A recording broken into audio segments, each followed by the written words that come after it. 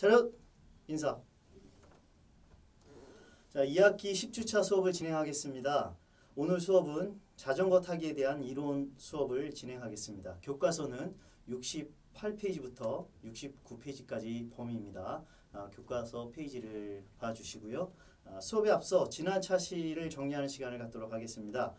지난 차시에는 64페이지부터 67페이지까지 건강과 여가 활동, 트레킹 즐기기에 대해서 배워봤죠. 네, 여가 활동의 개념 및 트레킹 종목에 대해서 집중적으로 알아보는 시간이었었는데요. 여가 활동을 계획적으로 실천하는 것이 중요한 것을 알 수 있었습니다. 또 지난번 과제가 있었었죠? 네, 맞습니다.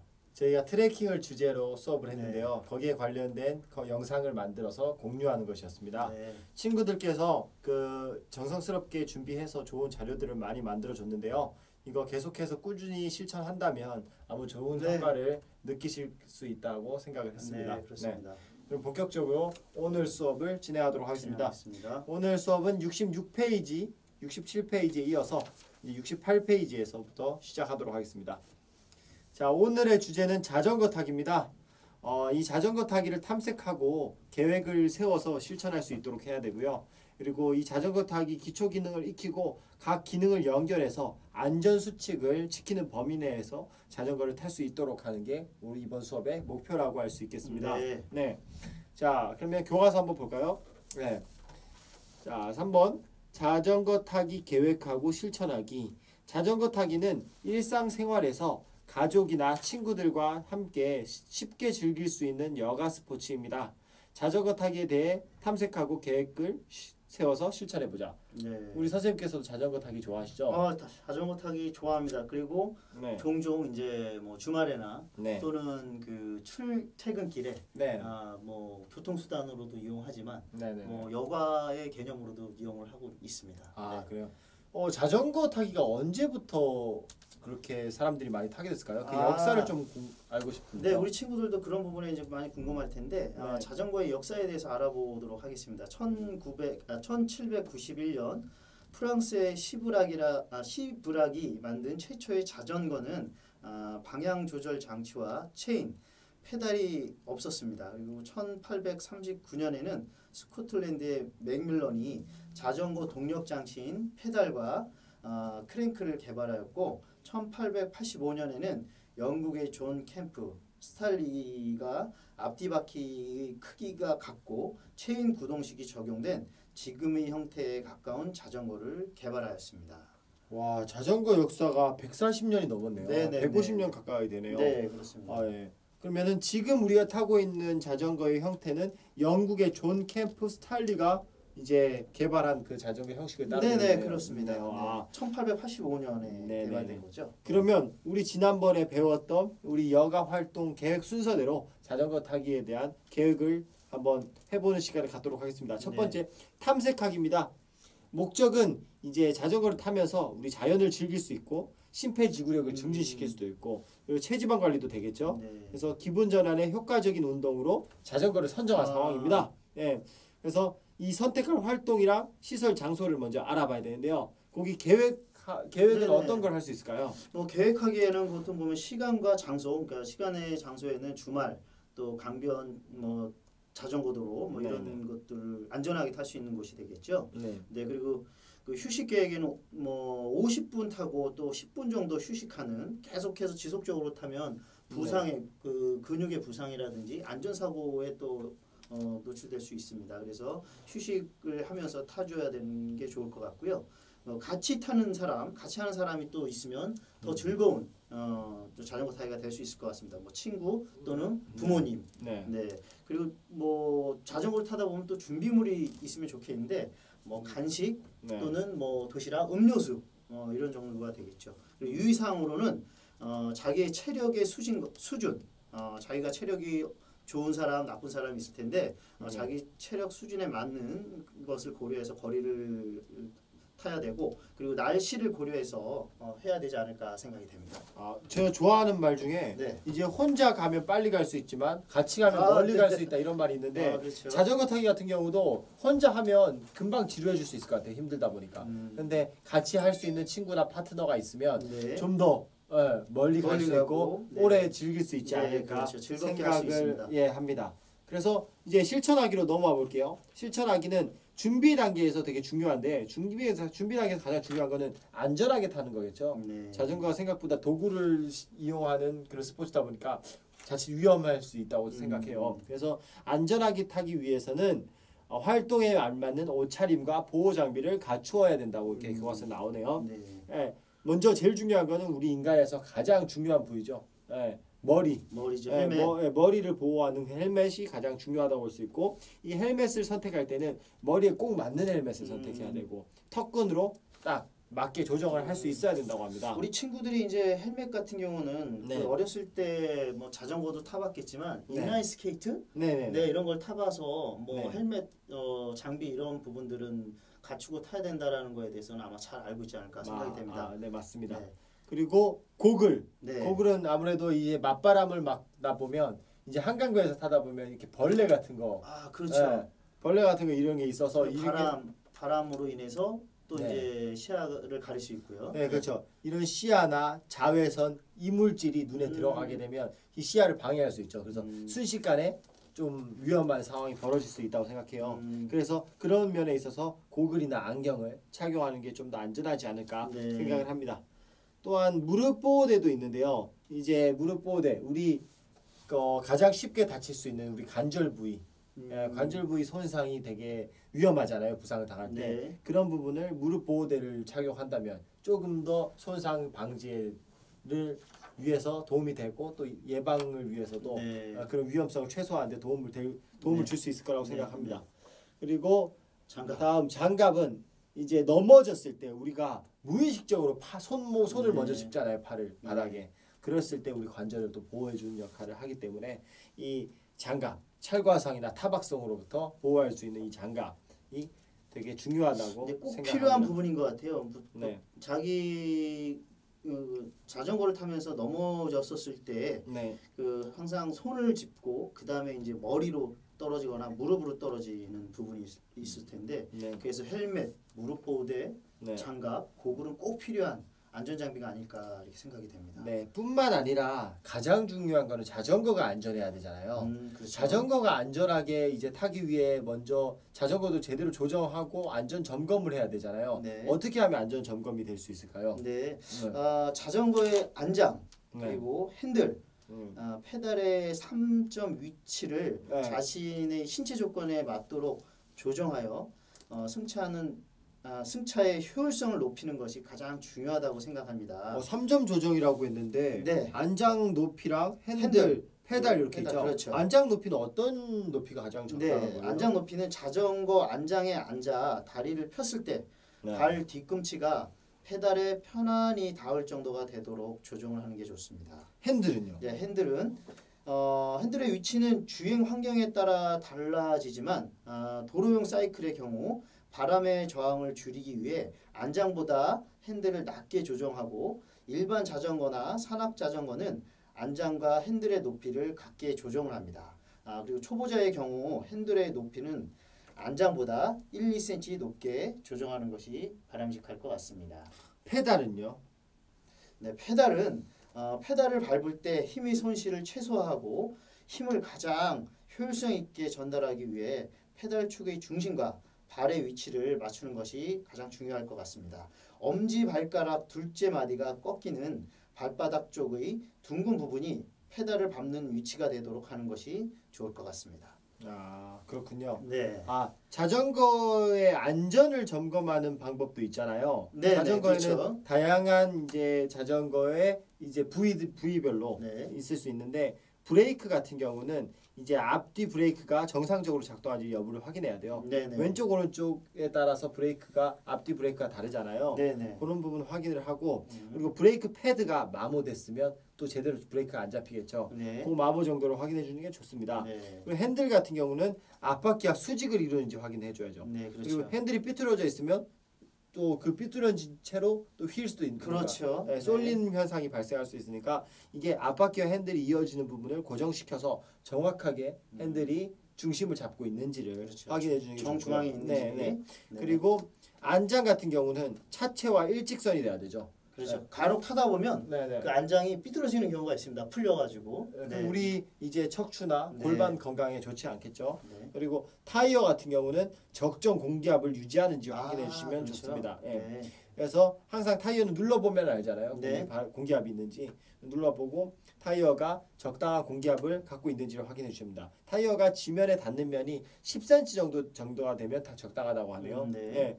그리고 타이어가 마모됐는지 여부를 네. 확인해야 돼요. 갑자기 펑크가 나면 또 위험한 상황이 생길 수 있으니까요. 그리고 페달의 회전이 제일 잘 되는지 그리고 고정이 잘 되는지를 확인하면 좋습니다. 그리고 체인은 늘어져 있는지 마모되어 있는지 녹이 쓰러져 있는지 뭐 네. 이런 부식 여부까지도 확인해 주시면 좋을 것 같아요. 간혹 타다 보면 체인이 네. 그런 일은 자주 일어나는 일이 아닌데 네. 오래되면 체인이 또 늘어지면서 네. 끊어집니다. 그 네, 위험하겠네요. 그래서 멀리 나갔는데 네. 체인이 끊어져서 네. 돌아올 때 네. 굉장히 애를 먹는 그런 경우가 간혹 발생을 하곤 합니다. 그래서 이 마모 부식 여부를 잘 네, 확인해야 네, 됩니다. 네, 그리고 변속기 같은 경우 이제 기어 올리는 변속기 말하는 그렇죠. 거죠. 네, 정상 작동하는지. 네, 그렇습니다. 이거는 그렇게 뭐 위험한 상황이 벌어지지 않아도 이제 더 힘들 수 있겠죠. 이게 네, 잘 안 되면. 그리고 전조등. 이건 야간에 자전거를 탈 때 굉장히 중요한 것 같아요. 네, 후미등도 아마 있으면 더 좋습니다. 네네네. 네, 후미등 앞에 있는 등도 필요하지만, 네. 그리고 후미등이 있으면 야간에 탈 때는 꼭 필요한 장비가 아닐까 싶습니다. 이 점검을 정도 해야 안전 점검을 하면 되는. 네, 좀 더 안전하게 그렇죠. 자전거를 탈 수 있을 것 같습니다. 네. 예. 다음은 이제 준비 운동을 해야 되잖아요. 준비 운동을 네, 할 그렇죠. 때는 자전거를 이용해서 지금 그림과 같이 자전거를 이용해서 이제 앉았다가 다리도 올려서 스트레칭도 해줬다가 이렇게 해서 모든 운동에는 우리 준비 운동이 중요하잖아요. 네. 예, 그래서 하체, 허리, 어깨 중심으로 근육을 풀어주는 그런 모습인데 그림으로 잘 묘사가 되어 있는 것 같아요. 네, 우리 친구들 68페이지에 보면 네. 자전거를 이용한 스트레칭 방법을 이렇게 그림으로 표현되어 있는데 한번 잘 봐주시기 바랍니다. 네네네. 그리고 여기서 추가적으로 안전사항을 하나 말씀드리자면 몇 가지 말씀드리자면 이용 전에 브레이크, 타이어, 체인, 안장 조임 등을 확인하고 자전거 도로를 이용해서 계획을 짜야 돼요. 예. 일반 도로 같은 경우 차 때문에 위험할 수 그렇죠. 있잖아요. 예. 그리고 만약에 자전거 도로가 설치 안 되어 있다면 오른쪽 가장단 자리로 통행하는 게 중요하다고 생각합니다. 그렇죠. 예. 그리고 보행자의 통행에 방해가 될 때는 일시 정지해줘야 되고 그리고 횡단보도에서는 자전거를 끌고 보행해야 됩니다. 근데 우리 친구들이 횡단보도에서도 간혹 자전거를 탈 때 네. 횡단보도를 자전거를 타고서 그 횡단보도를 통행하는 그런 친구들이 대부분 많습니다. 근데 횡단보도를 건너갈 때에는 네.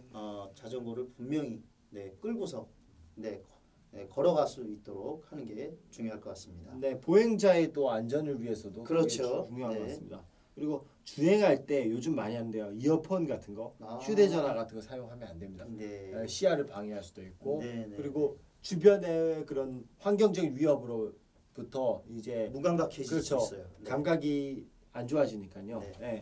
그런 부분을 좀 신경해서 타면 안전하게 탈 수 있을 거라고 생각합니다. 그렇습니다. 세 번째는 즐기기네요. 자전거를 안전하게 타려면 자전거의 안전 수칙과 수신호를 자세히 알아두고 이를 현장에서 준수해야 합니다. 자전거 타기의 기초 기능을 익히고 계획을 세워서 안전하게 자전거를 타보자. 크게 자전거 끌기, 네. 정지하기, 출발하여 주행하기, 방향 전환하기, 뭐 밑에 자전거 수신호 등이 있는데요. 네. 한번 알아보도록 하겠습니다. 네. 예, 자전거를 끌 때는 어떻게 끌면 좋을까요? 네, 정면을 보고 자전거가 진행 방향에서 벗어나지 않도록 주의하면서 천천히 전진하면 될 것 같습니다. 네. 그리고 정지하기는요. 네, 브레이크를 잡아 속도가 줄면 양발을 땅에 대면서 안전하게 정지를 하면 될 것 같습니다. 그리고 네 손가락은 처음에는 엄지 손가락을 제외한 네 손가락으로 브레이크를 잡아줘야 되고요. 네, 그렇죠. 그리고 익숙해지면 두 손가락으로도 잡을 수 있다고 합니다. 네. 네. 그리고 여기 나오네요. 오른쪽은 앞브레이크고요. 네. 왼쪽은 뒷브레이크입니다. 그렇죠. 네. 우리 처음 타는 친구들은 보면 네. 오른쪽 자기가 오른손잡이인 친구들은 네. 오른쪽에 이제 힘을 오른쪽을 자주 사용하다 보니까 네. 오른쪽 브레이크를 잡는 경우가 있습니다. 그럴 때 앞으로 쏠림 현상이 네, 나오죠. 그러면서 이제 갑자기 앞으로 쏠림 현상으로 인해서 중심을 잃고 넘어지는 그런 경우들이 종종 발생을 하곤 합니다. 그래서 이 동시에 잡을 때는 빨리 멈출 때 네네, 그리고 그렇죠. 가급적 왼쪽 오른쪽 이렇게 잡아주는 게 좀 더 네, 안전하다고 그렇죠. 볼 수 있습니다. 그 전에 속도를 낮춰주는 게 중요하겠죠. 네. 네.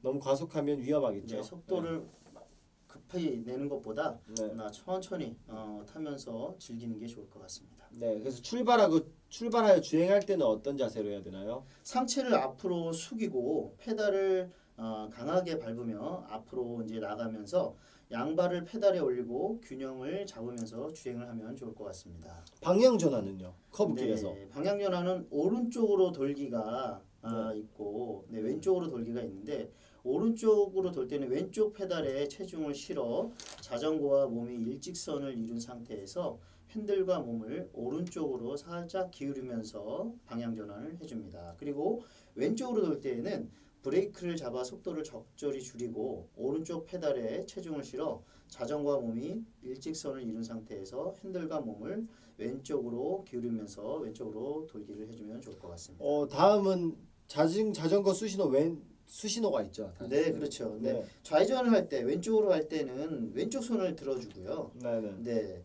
정지할 때는 또 이제 그 들어주는 손을 45도 각도로 이제 내려주면서 해주면 되고 우회전을 할 때는 니은자 모양 왼손을 니은자 모양으로 손을 수신호를 보내주면 되고요.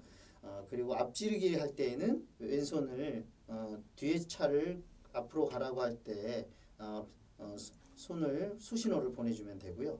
그리고 서행을 할 때에는 손을 핀 상태에서 손등을 아래로 내리면서 그 위아래로 상하로 이렇게 천천히 흔들어주면 되겠습니다. 여러분들 지금 69페이지에 보면 자전거 수신호에 대해서 나와 있는데 같이 지금 얘기한 내용을 보면서 숙지해주면 좋을 것 같습니다. 네. 다음은 자전거 통행 방법입니다. 이제 자전거 통행할 때 특히 도로 종류별로 어떻게 통행해야 될지 그리고 교차로 같은 경우에 네. 조금 많이 위험한 상황이 벌어질 수 있는데요. 네. 자전거 도로가 있는 경우에는 무조건 자전거 도로로 통행하는 게 되죠. 좋아요. 네. 신호도 없고 안전하니까요. 그리고 자전거 도로가 없을 때는 차도의 오른쪽 가장자리로 통행하는 게 좋고요. 네. 자전거는 도로교통법상 차로 구분합니다. 그래서 자전거가 차로 구분되나요? 네네 맞습니다. 그래서 우리 친구들 아마 모르는 친구들 많을 것 같은데. 그래서 아까 말씀드렸다시피 이제 그 횡단보도를 지날 때 그렇죠. 지날 때 차를 타고 있으면 그게 굉장히 교통법상 차로 구분이 인정이 되기 때문에 반드시 횡단보도를 지날 때는 끌고 가는 게 안전하다고 보면 됩니다. 그리고 교차로를 이제 횡단할 때는 자전거 횡단로가 없을 경우와 있을 경우로 나뉘는데요. 없을 경우에는 차의 직진 신호에 따라 차로의 가장 오른쪽 가장자리로 자전거를 타고 직진하거나 횡단보도를 이용할 때는 자전거를 내려서 끌면서 횡단하는 게 좋습니다. 네. 그리고 자전거 횡단로가 있을 경우에는 자전거를 타고 자전거 횡단로를 지나간다고 하면 됩니다. 네, 그렇군요. 네, 이게 한국교통연구원에서 발표한 자료라고 합니다. 네. 그리고 자전거 지시 표시가 있죠. 우리 표지판. 네, 자전거 표시판이 있는데 우리 친구들도 아마 봤을 것 같아요. 네. 한강 공원에 나가면 자전거 전용 도로판 그 표시판이 있는 걸 본 적이 있을 겁니다. 그 표지판대로 안전한 지역에서 타는 게 제일 좋겠죠. 네, 그렇죠. 네네네. 그리고 자전거 표지판이 여러 가지가 있는데 뭐 자전거 전용 도로를 그렇죠. 안내하는 표지판과 그리고 자전거와 보행자 겸용 도로 있어요. 이때는 조금 더 주의해야 됩니다. 그렇죠. 네. 그리고 자전거와 보행자의 통행 구분이 지어진 곳은 이제 보행자 통행로로 가면 안 되고 자전거 전용 통행로로 가는 게 더 안전하다고 할 수 있습니다. 네. 그리고 여러분들이 도보로 이렇게 걸어갈 때는 항상 이 빨간색 표지판이 위험한 경고 표지판이거든요. 그래서 자전거와 빨간 표지판이 있으면 항상 여기는 자전거가 지나갈 수 있는 도로다라고 생각하고 안전에 유의해 주시면 여러분들 일방 통행할 때도 일반적으로 자전거를 안 타고 통행할 때도 좀 안전에 좀 더 도움이 될 거라고 생각합니다. 그렇습니다. 그래서 오늘은 이제 자전거에 대해서 한번 초점을 맞춰서 알아본 것 같아요. 근데 우리 그 친구들 중에 우리 그 1, 3학년 친구들 중에 1, 2, 3학년 친구들 중에 자전거를 타고 통학하는 친구들이 좀 덜어 있는 것 같아요. 네, 그리고 자전거를 타고 통학을 하지 않더라도 집에 가서 방과 후에 집에 가서 학원을 갈 때 자전거를 탄다든지 또는 이제 뭐 방과 후에 친구들과 자전거를 탄다든지 주말에 부모님과 또는 친구들과 자전거를 탄다든지 이런 친구들이 있는 부분으로 알고 있는데 이 자전거를 탈 때는 지금 설명한 것처럼 안전하게 타는 게 가장 중요하지 않을까 생각이 됩니다. 네, 맞습니다. 우리 친구들에게 다시 한번 강조하지만 안전하게 탈 수 있는 방법을 잘 숙지를 하고 그리고 그 숙지한 방법대로 지금 우리 선생님들이 얘기한 내용대로 안전하게 타주면 큰 부상 없이 즐거운 자전거 타기가 되지 않을까 생각이 됩니다. 네, 이번 주 과제는 어떤 걸로 할까요? 네, 이번 주 과제는 뭐 계획에 어떤 부분이 좋을까요, 선생님? 자전거에 관련된 과제잖아요. 네.